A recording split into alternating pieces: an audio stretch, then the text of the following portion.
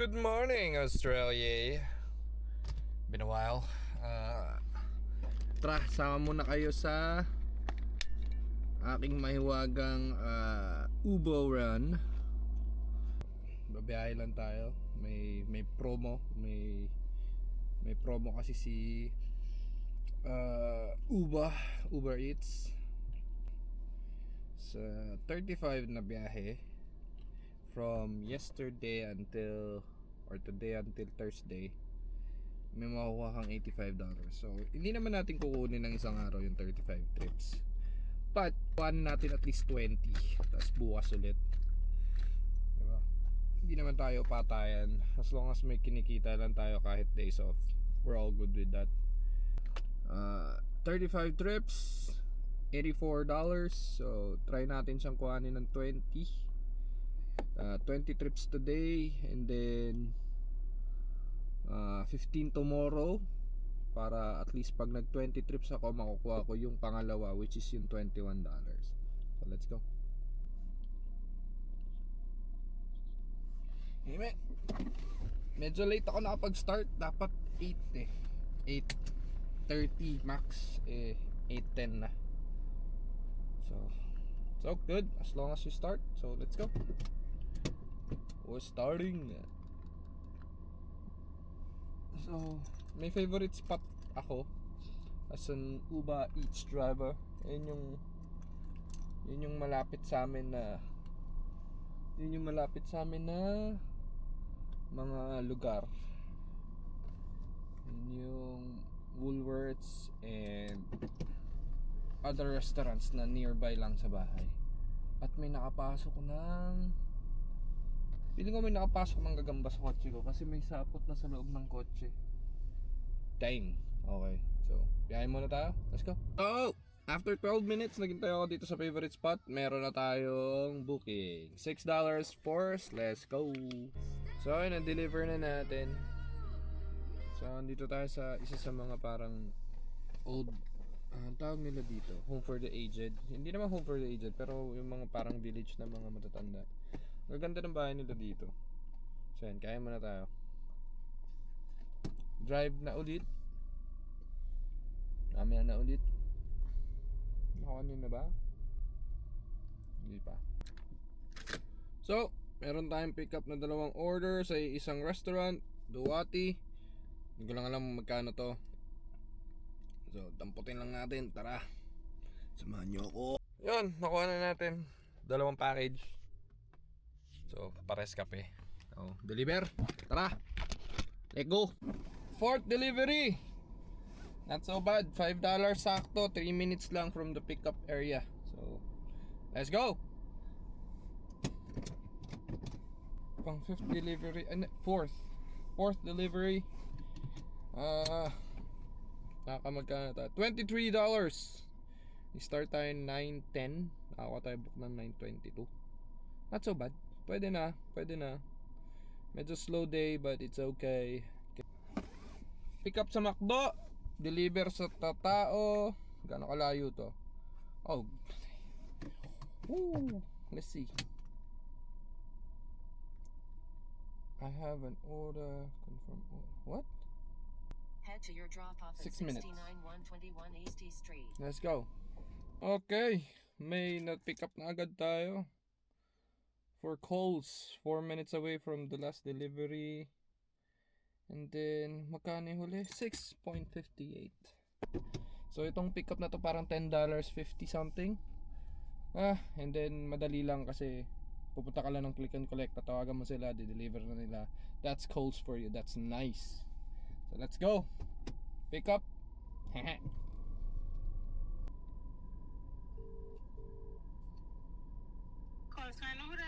Hi, I'm here at the click and collect for Chloe W. Yeah, I'll be there soon. I'm just looking for the vitamins. No worries. Take your time. Thank you. Thank you. See? Easy, sir. And click and collect. Kung nakikita nyo yan.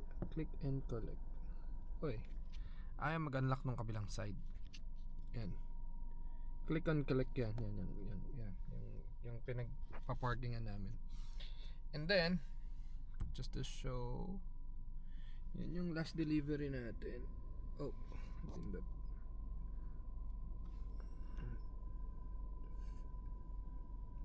$6.59. Ang running natin is $33. So, 1.5, 33. Plus, ito pa, siguro mga 40. So, siguro kumikita ka ng $30 to 27 to $30, $35 an hour. Conforme sa kung gaano ka busy yung araw. And then, syempre, ito take account mo pa kung magkano yung gas. Katulad ko, kaya ko sigurong umubos ng $30 sa isang run na worth na $200 nakita. So minus $30, half tank lang yun pero may sobra pa doon. So $30, mga 170 take home. Kung magtataka kayo paano yung tax, naka-overtax ako sa trabaho ko, sa cost ko. So doon ko binabawi yung magiging tax ko dito sa Uber, kasi hindi naman ganun kalaki yung tax sa Uber, and hindi naman kasi ganun ako katulad kumita ng katulad sa cost ko na part-time / halos full-time na rin yung oras ko doon. So malaki yung tax ko doon, so hindi yun kasing laki dito. So doon ko na lang siya babawiin. So syempre minus gas, minus tights, yun, hindi ko kinakalimutan yan. Bali nang makalimutan ko yung taxing ko sa Uber, wag lang yung tights ko kay Lord. Matik yun, nakatax na yun. Pagka pinull out ko, meron akong isang bank, sa within that bank account, meron akong nakalagay doon na savings for tights. And then pag sumahod ako next week, sinasama ko na yung tights ko. So syempre, hindi natin pwedeng kalimutan si Lord, kaya nga tayo nandito nabigyan tayo ng opportunity natin yun na nga lang, or yun na nga lang isa sa mga pwede natin gawin, ibalik natin yung binigay sa atin, which is yan, binigyan tayo opportunity makapag-drive, makapag-work. So we give what we owe God. So 'di ba? Yun, so hintayin lang natin yung delivery, and then deliver tayo ulit. Let's go. Yun, no, nahatid na yung yung grocery. Just ko dalawang bag lang, as in maliit na bag. Bayad sila $10 for it. So hindi tayo magko-complain, pero nakakagulat lang. Thank you. Easy money. Sabi nga ni Kobe, easy money. Ayun, ang lupit ng pickup.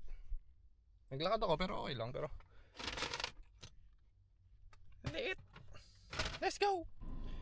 So, delivery done. 2 trip yon sa isang run. So, nita natin doon is $17. Prime example ng one pickup lang. Pero sobrang dami.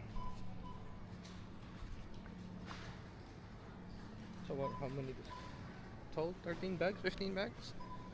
Prime example yan ng minsan din hindi naman nakakatamad, pero nakakagulat.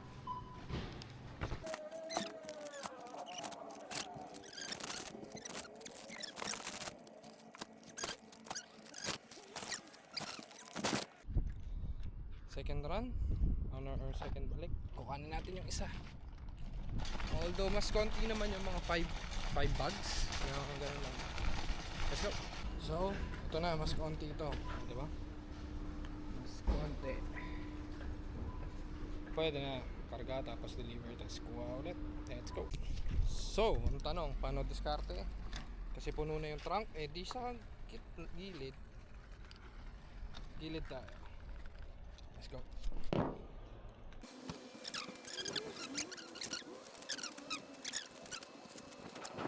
Hoy, drive na tayo. Dami. Punuan, sir. Pero kung 20, 8 lang, sir. Walang buka-buka ng leg. Sakto na yan. Palag na yan, sir. Let's go. Tingnan nyo to. 6 minutes lang yung delivery. Mas matagal pa halos yung drive ko kaysa dun sa delivery time niya. Drive ko sa pag-pick up ko kaysa dun sa pagdadrive papunta sa kanya. So, let's go! pangilan na natin to. Ito ay pang 17 natin na pick up. 16 na to. So ipipick up tayo 17. Let's go. Magkano na? 115. Pwede na. Let's go. What a view, broskies. What a view. Let's go. Okay, pang 18 natin. 18 tsaka 19 natin na pick up. Kano to? 23? 30 yata to kasi madami. $30. Let's go. For today, we done, bro. Meron lang tayong 150. Mamaya papakita natin 150. Lalagay natin never there or whatever. Naka 150 lang tayo. Kasi nga ang dami natin detour and late tayo nagising. Normally para peak ang or magandang kitaan natin 8 AM sharp, para may mga nagkakape pa, may mga nag-order pa ng coffee, bread, ganyan. Tapos pagdating ng lunch yan, all goods din. Kaso nagpunta tayo ng Costco. Lunch, so 30 minutes din yun, halos 30 minutes na biyahe. And then nagpagas, so downtime. Tapos nag-grocery pa tayo ng sinigang mix na ang tawag mo doon, ano pa yung binili ko? Sinigang mix, kangkong, yan. Tapos ngayon, before umuwi, bumili ako ng gatas, fresh milk para kay Kreng, and then juice. Yan, downtime pero okay lang din. At least nakapagpagas na tayo, nakakain, nakabili tayo ng mga mini groceries. All good, not so bad. And then bukas, at least 21 rides na tayo. So araw, kala ko lang yung maniwanag. So yun, 21 rides bukas para makasarado natin yung 35 rides. Meron na lang tayong 14 rides na gagawin. May meeting tayo with our pastor sa Life UFC bukas.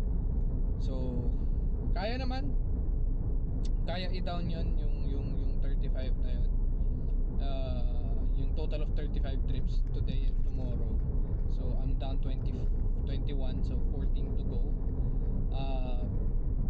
$86 din yun, guys. So halos 3,000 din, or 3,000 din pala. So panalo na. We lost today. Hindi naman talo today, pero average lang. Pero wala kasing promo na pumasok doon. So average lang, all good na tayo doon. 100 nga lang labas gas, masaya na ako eh.